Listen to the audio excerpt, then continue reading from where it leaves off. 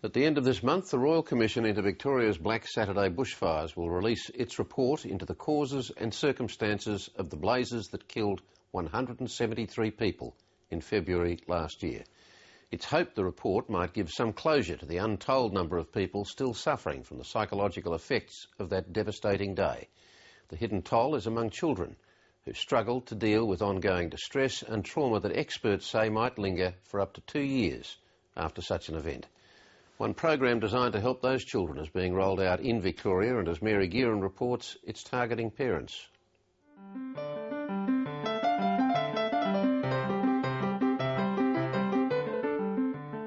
From the outside, 17-year-old Scott Coffey is a motivated young man, music captain, junior swimming coach, enthusiastic student. But his internal score sheet hasn't been as upbeat since the one-year anniversary of the Black Saturday fires. I was getting really bad anxiety in class, and then it just got too bad and I had to get up and run out and go to the bathroom and just try and calm myself down. He didn't know he was having panic attacks. I told him, I said, I think you're having panic attacks. And then a couple of weeks later he said to me, Mum, can you die from panic attacks? It didn't make sense to Scott Coffey. After all, his family didn't lose lives or their property in Eden Park on February 7 last year. In the morning, they were oblivious to the danger. Mum, wave, knee. But hours later, their community was ringed by the blazes that claimed 173 lives, devastating 78 townships in all, including nearby Kinglake. Scott's brother, James Coffey, lost his best friend, Stuart O'Gorman, who died alongside his parents. And the Coffeys rallied around their grieving elder son. To me, he was a bushfire victim, but I didn't see myself as one. As the months went by, the teenager, dwelling on death, started questioning his life and became more agitated. Why am I doing school when I want to do something else? Why am I spending so much time in the car when I want to be out doing things? Like, just to have it all end tomorrow and not to have achieved anything that I wanted to do. Meanwhile, Sue Coffey felt increasingly dislocated from her local community. She says ever since her initial offers of help were rejected. So a year on, when her younger son showed symptoms of anxiety, she approached her local post-bushfire services centre for the first time, still not certain if they were worthy of help. I've walked in there and I burst into tears and I said, something's happening with my son. And I said to her, I don't think I qualify. I don't think I fit the criteria. And she said, yes, you do. So really what this program's about is giving you some ideas, some new strategies to help you and your family to recover from the bushfires. Sue Coffey and others were referred to a pilot program specifically targeting parents of bushfire-affected families. It has often a stronger effect working with parents and supporting their parenting than necessarily doing groups for children. There's a lot of evidence about how effective it can be.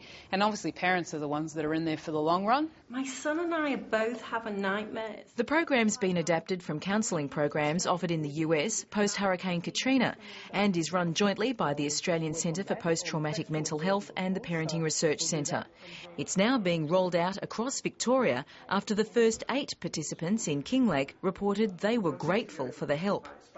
We were aware that some parents had children with significant difficulties, not wanting to go to school, getting very frightened, driving down the mountain from where the fires occurred, approaching certain situations that reminded them of the bushfires. Parents were saying that there was a great sense of relief that they were able to speak to other parents in a confidential environment where they weren't being stigmatised. I still remember the first time Jill come home from the first night of the course, and she came home and she goes, this is normal. Like we didn't know, and we were doubting ourselves.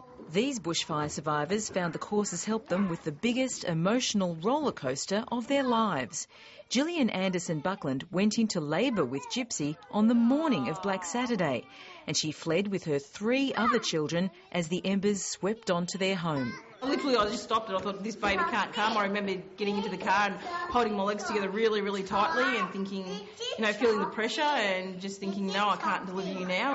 The couple has drawn on the euphoria of survival and a new baby to cope with the lows of fighting insurance companies and the stress of rebuilding. But in the meantime, the kids had their own issues. 6-year-old Scarlett was stoic for several months before breaking down, while 4-year-old Ty acted out in anger.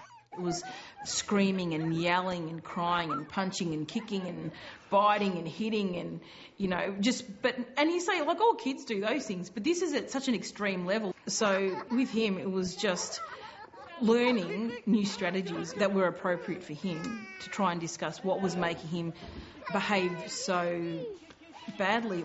To this couple, the course gave down-to-earth suggestions, a confidential forum and a much-needed second wind. For Sue Coffey, it gave her the confidence to make a counselling appointment for her son and more insight into her own trauma. It was an affirmation, I suppose, that I had suffered, whereas I'd never really allowed myself to think of that. At the very least, the program's organisers would want people to know that it's normal for the scars to linger more than 1 year on, whether it's these small kids talking about death or Scott Coffey now throwing himself into life. It's just something that's there to say, live your life. You've been given this opportunity. I feel that I have to do it for those who weren't so lucky. Mary Guerin with that report.